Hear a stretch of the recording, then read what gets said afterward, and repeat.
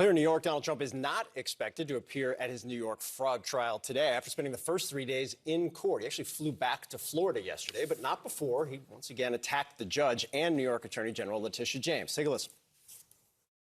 The judge already knows what he's going to do. He's a Democrat judge. I'm stuck here because I have a corrupt attorney general that communicates with the DOJ in Washington to keep me nice and busy. You borrow money, you pay it back, and you get sued by a political animal. The Attorney General of New York, Letitia James, responded to that this way. What they were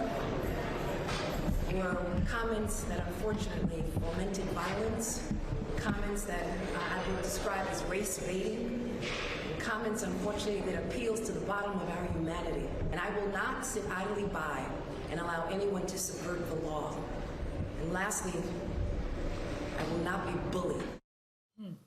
Joining us now, CNN legal analyst, criminal defense attorney Joy Jackson, CNN anchor and senior political analyst John Avlon, CNN political commentator and host of PBS's Firing Line, Margaret Hoover.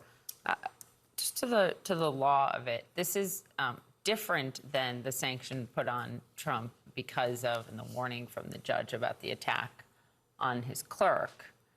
But is there anything breaking the law here about what Trump is doing? It certainly doesn't help his chances legally, does it? So you would think in a case where a judge is the ultimate determinator, right, of not only the factual issues, because remember there are remaining claims, but also what's going to happen to you.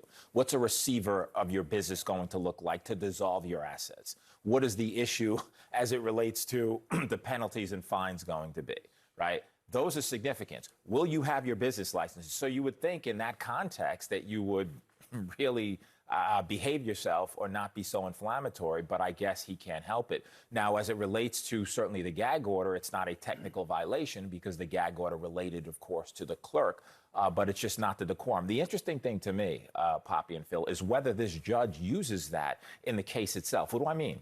The case is about the facts and the circumstances in that courtroom. But if you have a particular person in a case who's a defendant who's not really, obeying judicial rules and orders, technically he did, again, it's not the clerk, but what does this say about how you would comport yourself from a business perspective and how, if you're not respecting judicial rules, you would respect the rules relating to financial statements and other things? So whether the judge is influenced that way is something I'm looking to see ultimately as he makes his decision.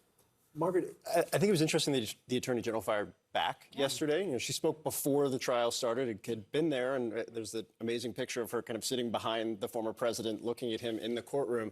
But we hadn't heard a lot from her or her team other than what we'd heard in court. That changed yesterday. How much of this is not just a civil case, not just what we're seeing in the courtroom, but also now a very outside PR, almost political fight going on? I think she's been incredibly measured as an attorney general. I mean, she has been the subject of so many of his social media blasts. It's almost commonplace now for Donald Trump. I mean, it's been commonplace since he emerged down the escalator in 2015 for him to go after the judicial system and name leaders in the judicial system, judges in particular, presiding over his cases, as racist. Okay, so as long as they're not white men, they're racist. And, so I actually think this is less about PR, but I'm glad she finally said something and called out to it. I think what's really potent is how unhinged Donald Trump is about this. It almost seems that he is more unhappy about the potential loss of his businesses in New York than he is about 91 federal charges. For sure. Yeah. John, on that point, though, I was just looking at some quotes from her when she was running for Attorney General about Trump. And she did campaign on calling him a, quote, illegitimate president. She said unscrupulous president. These were in 2018. But does any of that change the picture here? It's not a good look in the rearview mirror of history, and it's one reason why people running for positions like Attorney General should stay out of the red meat of politics on the extreme edge. That said, this is now about where the rubber meets the road with regard to the law. This is about equal justice under law. This is about accountability, something Trump has traditionally resisted. And it's hitting him in the wallet, which is what really gets his attention, potentially.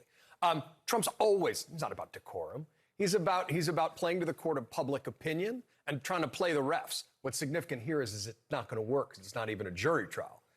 It's all about the judge. I mean, the PR aspect is almost unnecessary because we're not trying to persuade anyone here except the judge. So this really sort of is out of the court of opinion now. This is in the courts, and the courts are doing their thing.